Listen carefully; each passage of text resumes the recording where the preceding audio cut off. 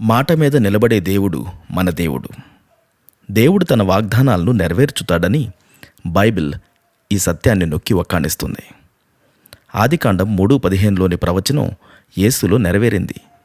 యేసును మానవునిగా పంపించడం ద్వారా ఆయన స్త్రీ సంతానంగా జన్మించి మానవాళికి విమోచననిస్తానన్న తన వాగ్దానాన్ని దేవుడు నెరవేర్చాడు.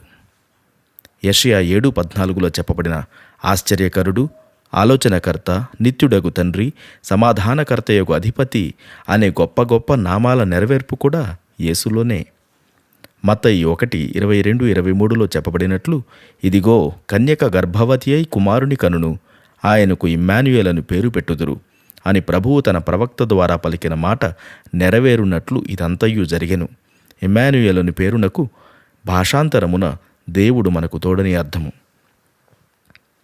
మన జీవితంలో దేవుని మాట నెరవేరడానికి మనం ఆయన మంచితనం, నమ్మకత్వం మీద ఆధారపడాలి. గుర్తుంచుకుందాం, మనకు తోడై ఉన్న దేవుడు నమ్మదగినవాడు, తాను ఇచ్చిన మాట నెరవేర్చేవాడు.